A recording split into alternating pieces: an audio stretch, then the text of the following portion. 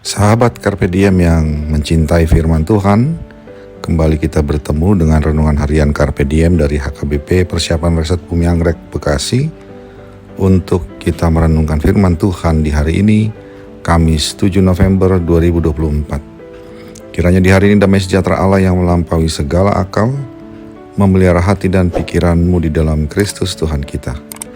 Marilah kita memulai perenungan firman Tuhan dengan menyanyikan buku ND nomor 188, baitnya yang pertama dan yang ketiga.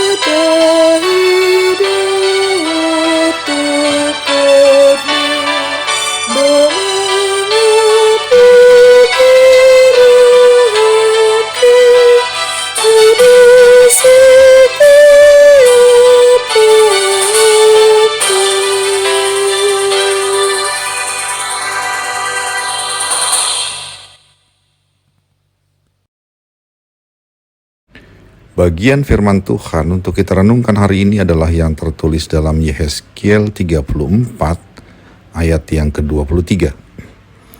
Aku akan mengangkat satu orang gembala atas mereka, ia akan menggembalakannya, yaitu Daud hambaku.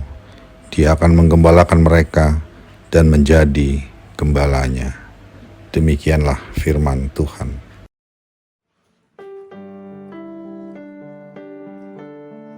Ketika kekuatan dan kekuasaan dipakai untuk memukul yang lemah, maka akan banyak yang menjadi korban.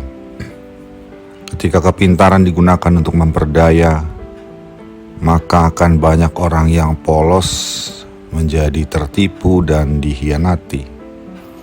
Kitab Yehezkiel pasal 34 memberitahukan kepada kita bagaimana sikap Tuhan Allah terhadap kelakuan para pemimpin agama dan pemerintah Israel yang seharusnya menjadi gembala bagi umat, justru malah menggembalakan dirinya sendiri dalam arti sibuk mencari keuntungan pribadi dan tidak peduli kepada nasib umat. Malahan mereka bukannya memberi manfaat bagi umat sebagai gembala, namun justru menjadikan umat sebagai korban, seperti sapi perahan. Mereka juga membiarkan konflik yang terjadi di antara umat, di mana orang-orang yang lemah disingkirkan dan diinjak-injak hak mereka oleh orang-orang yang lebih kuat dan kaya. Akibatnya mereka yang lemah menjadi seperti domba yang liar dan tak bergembala, sehingga mereka rawan dimangsa oleh orang jahat yang buas seperti hewan pemangsa. Dalam kondisi seperti itu, Tuhan mengatakan bahwa Ia sendiri akan mengangkat seorang gembala bagi mereka. Dalam ayat ini disebut namanya ialah Daud. Namun ini menjadi janggal karena Daud hidup jauh sebelum masa pelayanan Nabi Yehezkiel dan jauh sebelum umat dibuang ke Babel. Maksud sebenarnya dari ayat ini adalah bahwa Allah akan mengangkat seorang raja seperti Daud yang kemudian akan menjadi gembala atas orang-orang lemah itu. Raja seperti Daud yang memiliki kuasa yang besar namun mencintai Tuhan, raja yang peduli kepada kesusahan umatnya, tidak seperti raja saat itu yang hanya menggembalakan dirinya sendiri. Dalam kondisi umat yang terpinggirkan dan dalam ancaman tersebut, Allah menyatakan janjinya bahwa ia tidak berdiam diri saja. Ia akan mengumpulkan umatnya yang terpinggirkan dan akan dipimpin oleh raja yang baik yang dipilih Allah dan menjadi gembala mereka seperti Daud hambanya. Sahabat Carpe Diem yang dikasihi Tuhan, melalui perenungan firman Tuhan hari ini kita diajak untuk melihat beberapa fakta dan pesan Tuhan yang relevan bagi kita. Bahwa saat ini kita mendapati juga fakta kekuasaan, kekayaan, dan pangkat dan kepintaran justru dipakai untuk memukul orang-orang lemah. Masyarakat kecil banyak menjadi korban kesewenang-wenangan orang-orang yang punya kekuatan dan kekuasaan.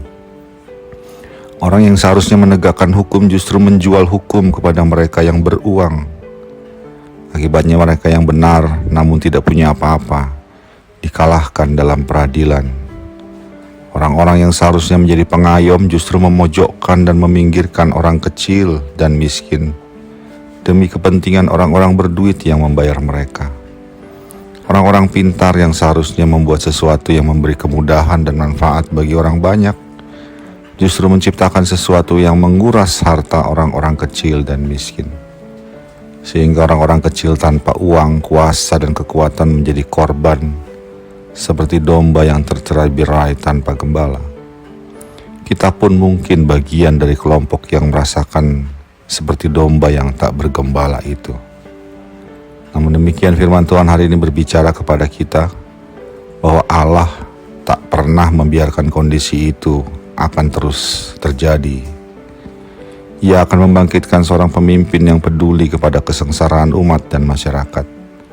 Pemimpin yang takut akan Tuhan. Ini menjadi suatu pesan yang terus mendorong kita untuk tetap berharap kepada Allah. Tetap percaya bahwa kita punya harapan untuk hidup yang lebih baik, karena Allah berada di pihak kita. Walaupun kondisi nampaknya tidak berpihak kepada orang-orang lemah seperti kita, janganlah berputus asa. Jangan pernah berhenti melakukan yang baik, karena Allah tetap peduli kepada kita. Dan karena itu mari kita doakan pemimpin yang baru bangsa kita saat ini adalah perwujudan dari janji Tuhan di ayat ini. Dan mari dalam pilkada nanti kita memilih pemimpin yang betul-betul peduli kepada kesengsaraan masyarakatnya, yang menjadi gembala bagi domba-domba yang letih dan lesu oleh karena berbagai penindasan. Jangan tergiur oleh uang yang kecil yang ditawarkan orang-orang berduit yang ingin menggembalakan dirinya sendiri.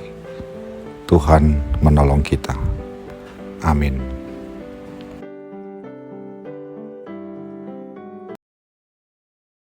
Marilah kita berdoa.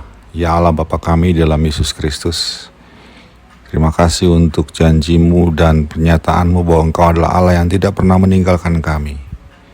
Kiranya Engkau terus menolong kami untuk tetap berbuat baik, sekalipun kondisi penuh dengan tantangan.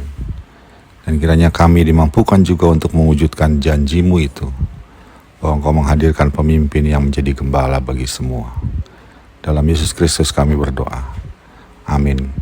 Kasih karunia dari Tuhan kita Yesus Kristus, anugerah dari Allah Bapa kita, dan persekutuan Roh Kudus menyertai engkau sekalian. Amin.